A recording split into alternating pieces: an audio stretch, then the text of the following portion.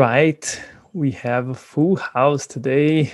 I'm gonna start by, since it's the first time Larusso is joining us, asking you, Larusso, when you came to the company, we had no design team, no design efforts. We were just coders, and almost 2 years after, we have a company that is very design centric.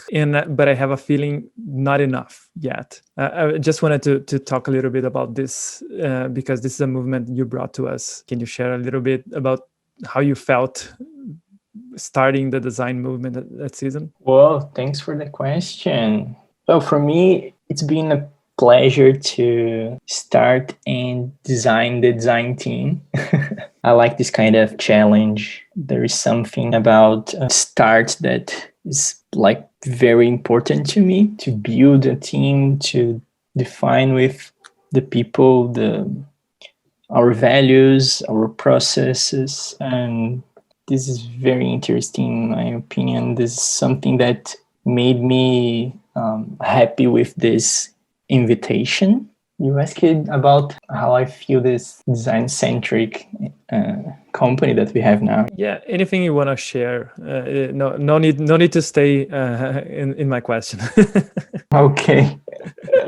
I feel that we have so much work to do. Season is still very focused on development and coding. We are getting there.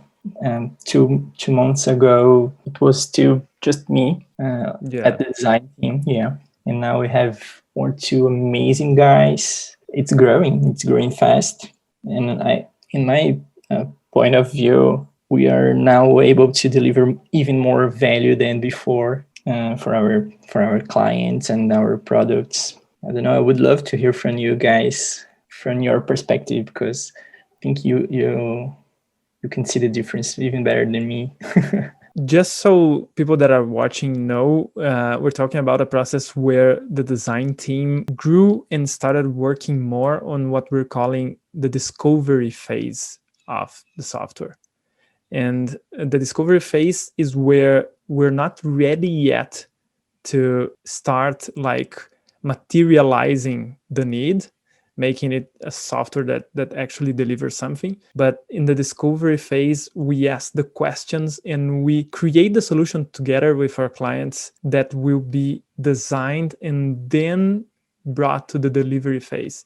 And it's a good team we have here because we have Larusso conducting the team that's helping the discovery process. We have Gabriel, who's like actually at the front of the discovery process, balancing delivery and discovery. And we have Andre here, who is at the core of the delivery process, coding. I think we have a very balanced team here to discuss this. So guys, if you want to share any perspective around this change, because I think it is changing, right? Yeah, I mean, as I am in the delivery car, as you told, I do the most of my work is coding. Having a middleman mediating design and production actually takes me away from the discovery process in a way. Yes. You know.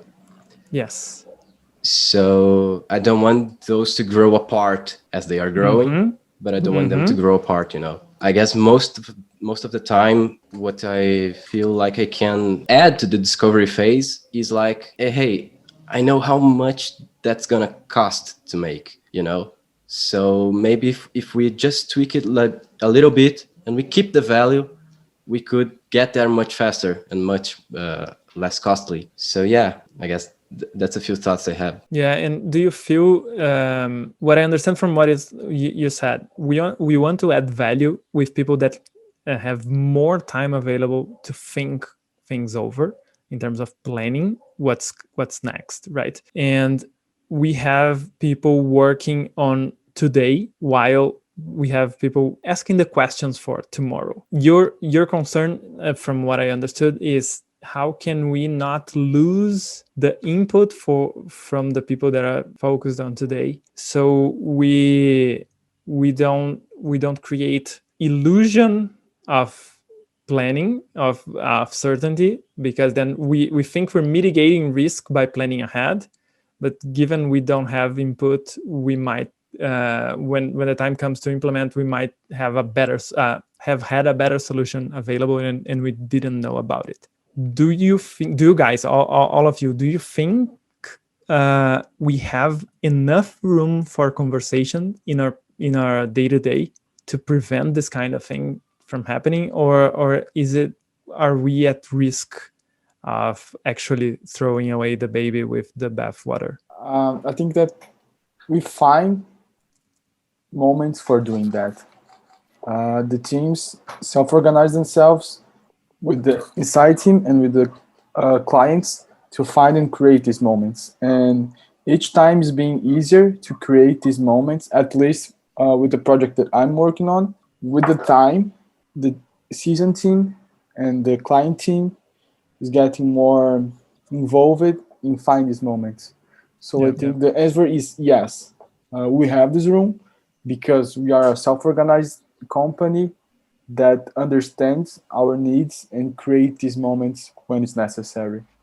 I think that we can always do it better, but what we have so far, it's a lot better than what we had a month ago, and even better than we had 2 months ago. So for my point of view, I think we have, but of course not the ideal, but we're getting to there.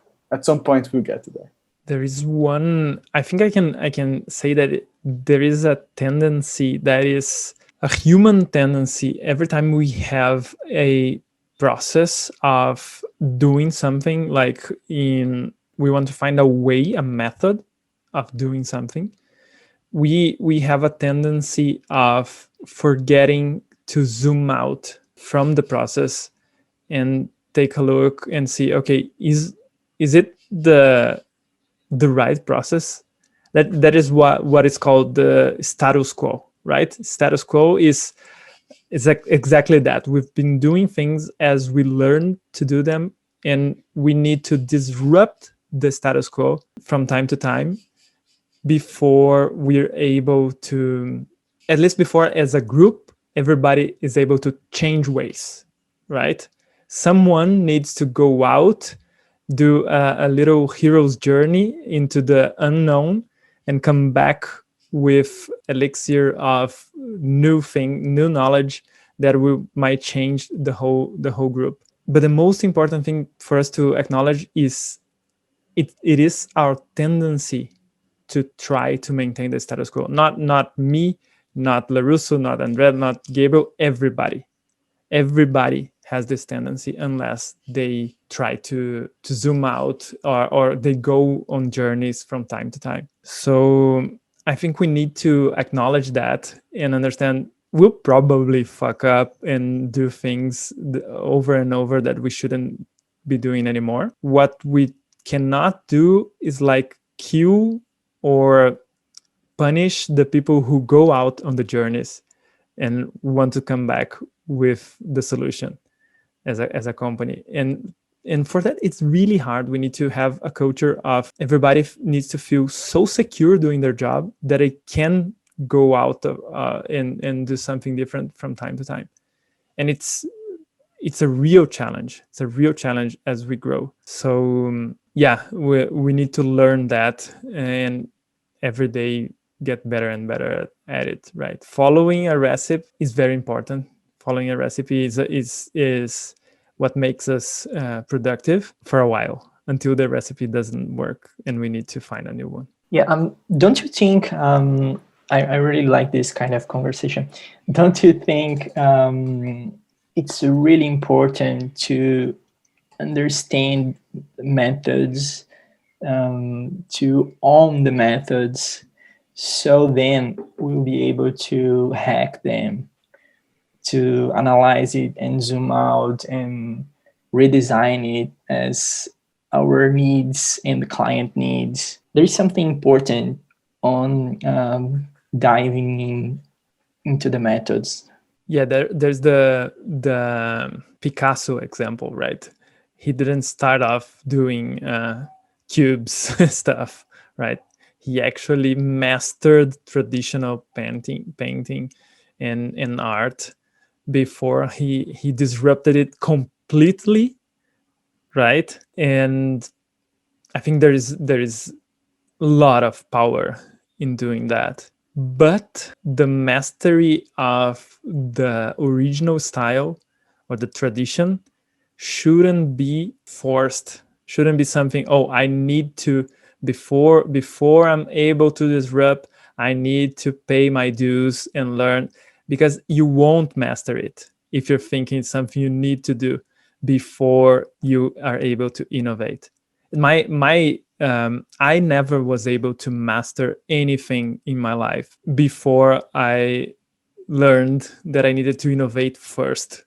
Just that's just my personality. And then I created something new, and I got frustrated because I couldn't get to where I wanted to go. Like I wanted to create something new that it turned out I needed the skills that the tradition had to offer me. And then I went and studied the tradition. So it is very powerful to have a trajectory like Picasso's, which I don't know very much, but I think it's like he first mastered and then he disrupted it really hard. But there are lots of people that will go on a trajectory of starting off wanting to innovate and then failing and then going back to the drawing board and then understanding they need to hone their skills and then trying again and then understanding that they need to improve even more and then try again. And then when you see, and I'm describing myself in the second one for sure. I think it's a lot about how we handle failure, right?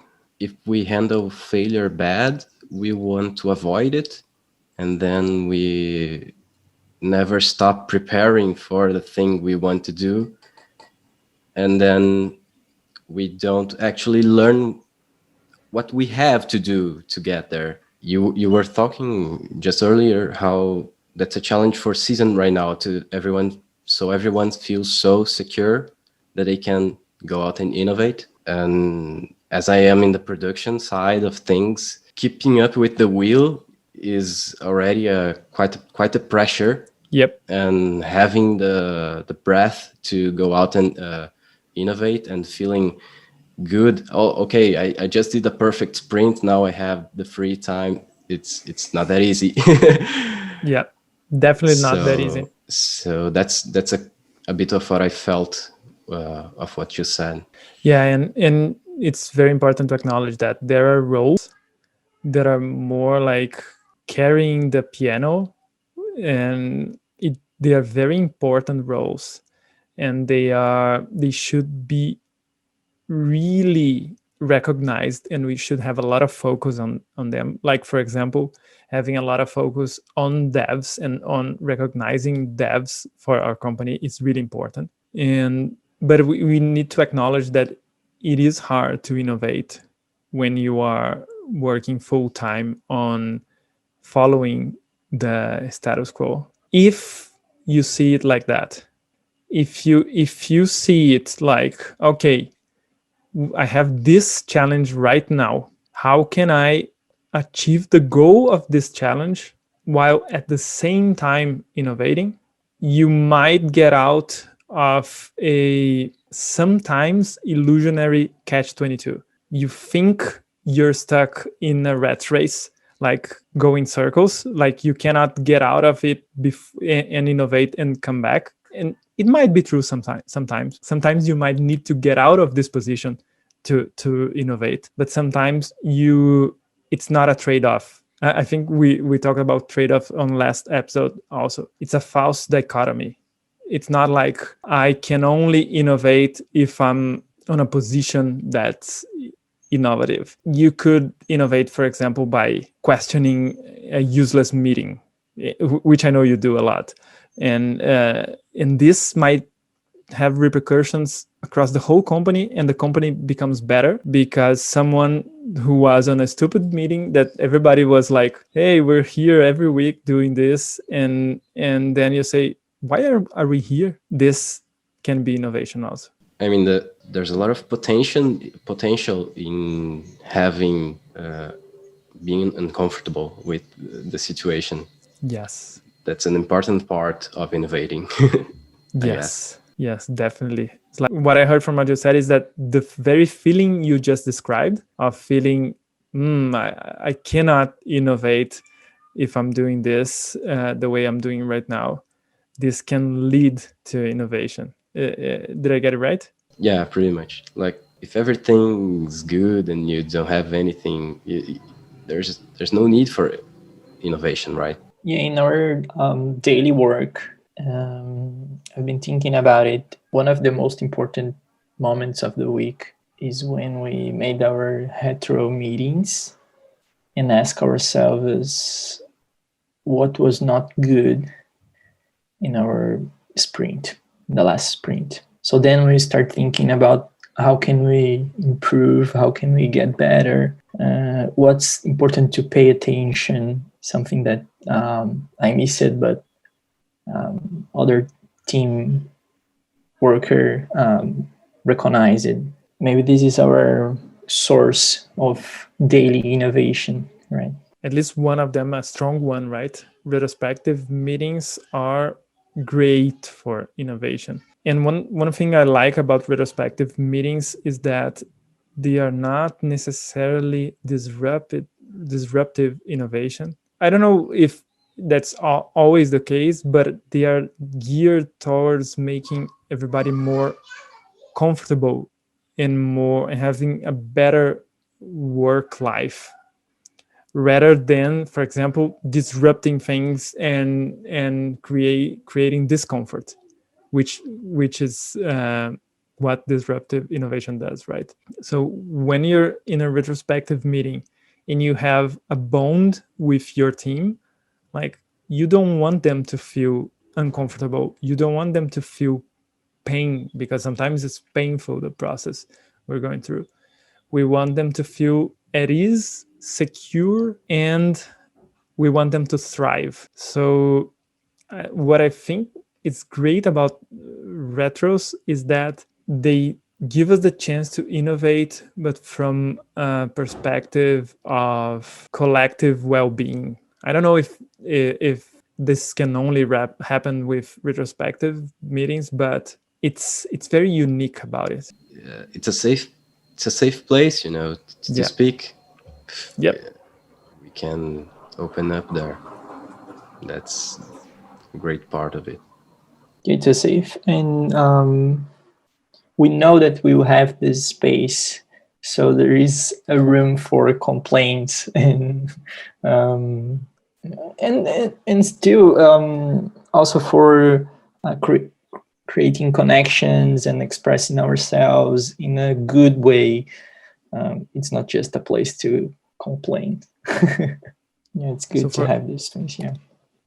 For people watching, a retrospective meeting, at least the way we do it, is a weekly meeting our teams have, where they share freely in a safe space, just like Andre told us, what was good about the week, what was bad about the week, and what can we do about it, basically. I'm not following the exact protocol, but it's in a gist. That's it.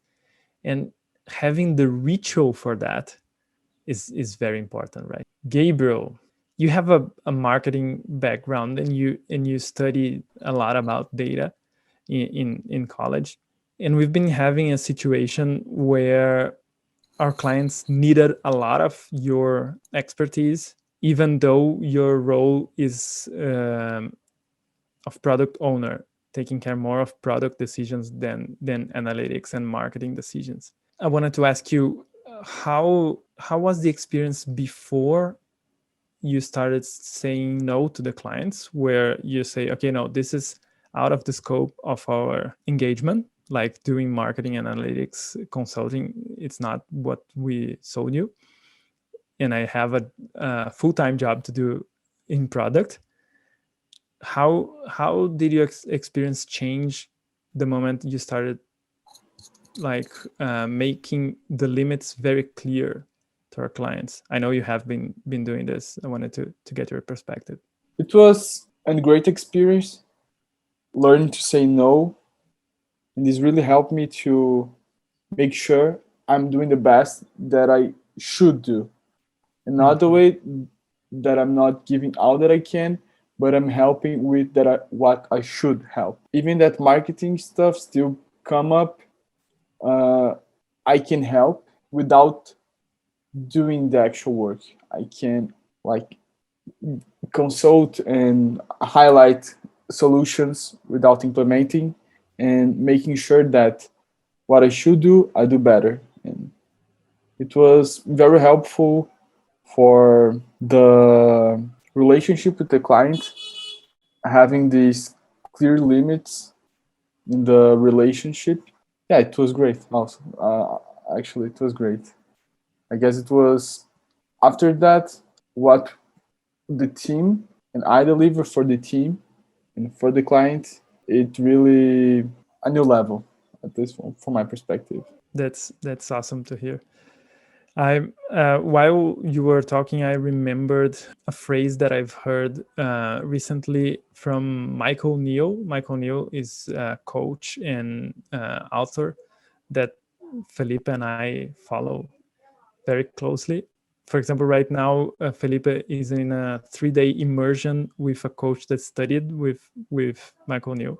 And Michael Neal said, and it's not his phrase. I don't remember who he was quoting, but he had said on a podcast recently that one of the mantras at his company is overflow, not effort. We give what we have in abundance of, and not what we have to like dig to in terms of energy to give.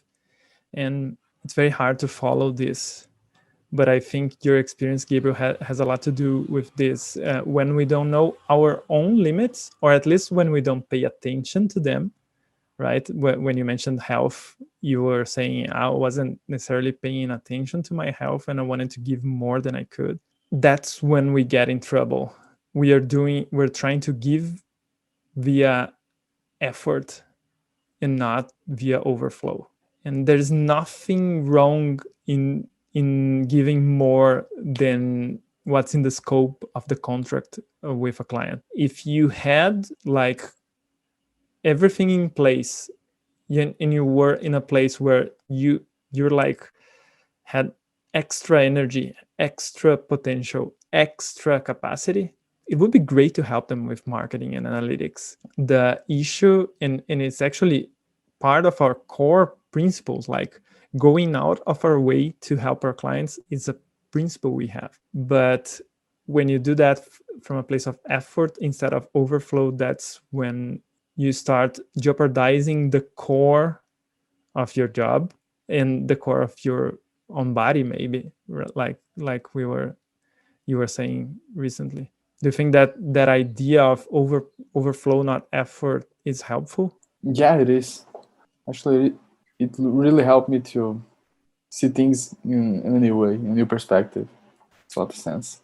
There is one very important and small text from Derek Sivers. It's called Hell Yeah or No. Yeah, it's from him, right? Yeah. There's a video also. The main idea is for every invite and opportunity, and opportunity is the best word. For every opportunity that you have, ask yourself is it a hell yeah, absolutely amazing, I loved it, I'm going into it, or for all the other kind of answers, just say no, not for now, thanks. It really helped me when I was in trouble accepting all kind of invitations. And it's important to focus and deliver the best as I can. And it's limited, my time, my work. So I love this idea. You loved it so much, you created a company with the Yeah, name, right? just call it Hell Yeah, because at the beginning, I started designing so many different kinds of projects and accepting all kinds of clients. It was good to learn, but it was really hard to to create, first of all, a community around my services, to explain my work to other potential clients and friends and family. And then when I started to just say, hell yeah, when it was the best kind of service I could do, things were getting really better. Yeah. A side note, Larusso, do you know that Daniel Wild was recently got an email from Derek Sivers asking him to, I don't remember if it was to review or to translate the Portuguese version of his book. And Cool. he told Pedro and I about this. He was really happy, like he's a fan Cool. also. Nice. Yeah, really nice. All right. This was a lovely conversation and I enjoyed it very much. I hope all of you come back to other rounds. Both Andres and Gabriel are their second round, and I think the conversation got only better the second time. And Larusso, thank you so much for being here and sharing experience and learning together. Pleasure. I'll be back soon. Thanks. Yeah, that was great. Thanks a lot, guys. Thank you, Thanks for the guys. conversation, guys. Thank you all, and I hope you enjoyed it too. Bye-bye.